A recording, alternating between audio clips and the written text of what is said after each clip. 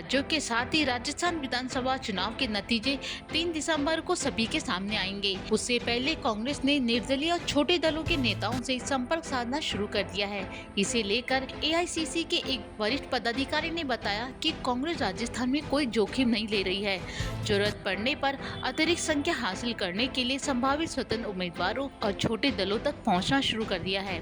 AICC के पदाधिकारी ने कहा कि हमें साधारण बहुमत की उम्मीद है, लेकिन राजनीति में विभिन्न दलों और नेताओं के बीच संचार के रास्ते हमेशा खुले रहते हैं और जब दांव बड़ा हो तो ये महत्वपूर्ण हो जाता है। हालांकि पार्टी के नेता सार्वजनिक रूप से इस पर बहुमत यानी 101 या ज्यादा सीटों का दावा कर रहे हैं, लेकिन आंतरिक आंकलन से पता चला है कि चुनाव परिणाम 2018 के समान ही हो सकते हैं। 2018 में निर्दलीयों के अलावा कांग्रेस ने 99, भाजपा ने 73 और बीएसपी ने 6 सीटें जीती थी।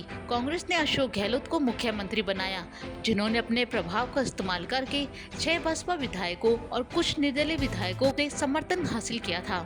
पार्टी के रणनीतिकारों ने कहा कि इसे ध्यान में रखते हुए कांग्रेस ने राजनीतिक शिष्टाचार के तहत प्रतिद्वंदियों तक चुपचाप पहुंचकर एक प्रारंभिक कदम उठाया है। एआईसीसी पदाधिकारी ने कहा कि 2018 में हमने 99 सीटें जीती और 100 सीटें हारी। इस बार हम अपनी 99 विजयी सीटों में से 30 खो सकते हैं, लेकिन हम पिछले विधानसभा चुनावों में हारी हुई 100 सीटों में 3 सीटें भी हासिल करेंगे। इसका मतलब है नुकसान और लाभ को समायोजित करने के बाद हम 2018 जैसी स्थिति में होंगे।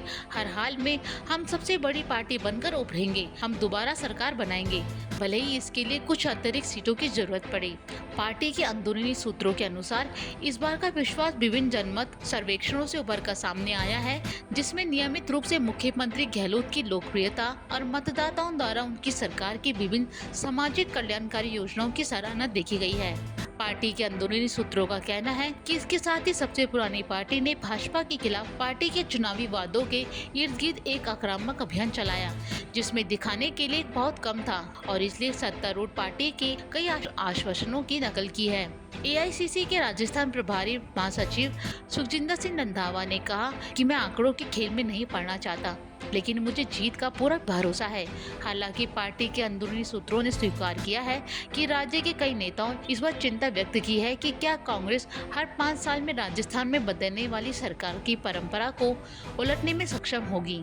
राज्य के एक वरिष्ठ कांग्रेस नेता ने कहा कि राजस्थान में कांटे की टक्कर थी, लेकिन भले ही हम आधे आंकड़े 101 के करीब पहुंचे, लेकिन लगातार संख्याएं हासिल करने का श्रेय पार्टी के हर किसी को जाना चाहिए। हम फैसले को विनम्रता से स्वीकार करेंगे।